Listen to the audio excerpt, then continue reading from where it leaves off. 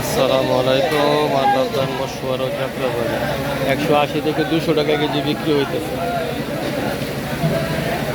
জীবিত তেলাপিয়া।